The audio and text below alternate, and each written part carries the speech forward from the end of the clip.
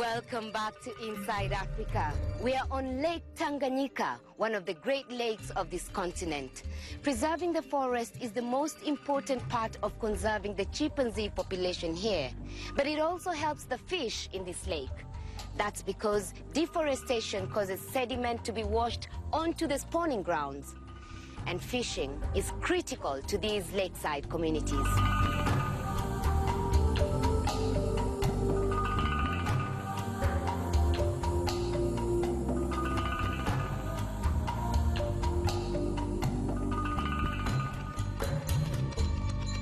Lake Tanganyika dominates the landscape. In fact, Tanzania was formerly named Tanganyika.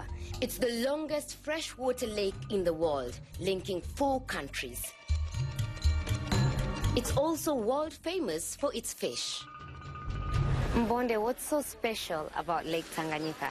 It has more than 250 different species. Fishing activity in this area is the major, or is the main economic activity. People are employed to the fishing sector, and they earn money for different uses, for their lives, to educate their children, to make houses, and even to make other things which are needed by the human being. Mbonde says there are projects in place to try to improve fishing conditions in Lake Tanganyika. In the meantime, the local fishermen continue to fish in their traditional way. Here in Kigoma, the main and easier means of catching the fish is by using the lift nets. That is the very common everywhere you go. All these canoes here are for lift nets. Lift nets, they are targeting the capture of daga. We call them croupids. There are 2 species of croupids, but generally in local we call them daga. And there is another species, Letis stapesi, that is migebuka in local name. These are the main type of fish which are being fished by these local people. So it's approaching 7 o'clock, the light is going down, and several boats are about to set sail, and we are going to go fishing with them. Let's meet some of the fishermen we'll go with. Habari ya leo? Safi. Aha, tunaelekea na nini kwenye maji? Yeah. Tunaelekea upande gani? Tunaenda Pasifiki.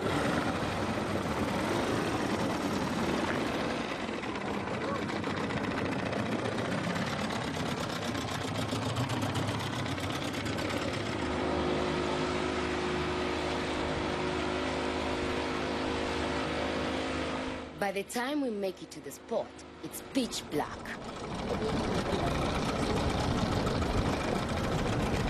Virtually all the fishing is done at night. It can be dangerous. Conditions on the lake can change quickly, and the fishermen say armed pirates sometimes raid the boats for their engines.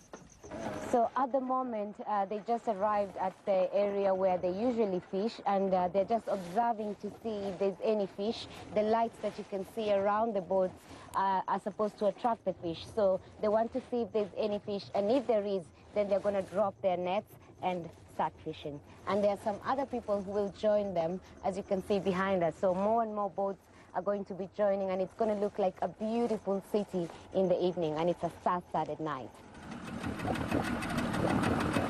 They get to drop the nets because they want to find out first if there's any fish in this area. The lamps that they've hung around the boat are supposed to attract the fish, and hopefully they will get some good catch today. But they will wait for a while, maybe until 10 o'clock at night, and that's when they'll do it. For another 10 hours they'll be here until morning when they get back to the shore. Na mdomo alishaguchana nyembe huko nani. The time we take out here to fish is not fixed. It really depends on the tide of the lake. If it is calm, we can fish twice in one night, around midnight and around 5:40 a.m., when we pull out the fishing net to see how many fish we caught. If we do not find anything viable, we just leave it like that. There are times we do not get anything.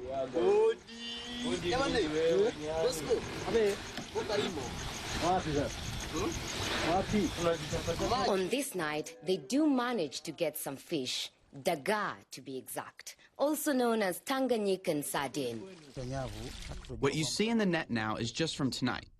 Whatever we get, we are grateful to God, as that is what we are supposed to get on that particular night. So I guess we'll catch up with them in the morning because they have to do this again, and then they'll pull up the nets at 5:45 in the morning, and then they'll be back on shore at 8 o'clock.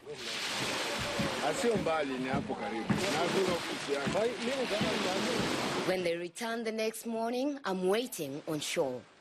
Today, we did not catch as many as we hoped, so no one knows how much money we will make today. Alfani says just enough to buy fuel for the boat, but not enough to pay themselves after a long night at work. Still, the small catch does not dampen market activity. The fishers take the catch to the beach. Processors, they buy the fish from the fisher, and they dry by sun just along the beach here. And there are people who are coming outside this place, like the town or everywhere. They take those fish from the processors to the consumer. Just one of the many small villages on the shores of one of the great lakes of Africa. Important not just to the local community, but to Tanzania as a whole. Well, that's all for this week on Inside Africa. Remember, you can join our conversation on Facebook or Twitter, or go to our website, cnn.com/Inside Africa. From Kigoma, Lake Tanganyika, goodbye. See you next time. Kwaheri ya kuonana.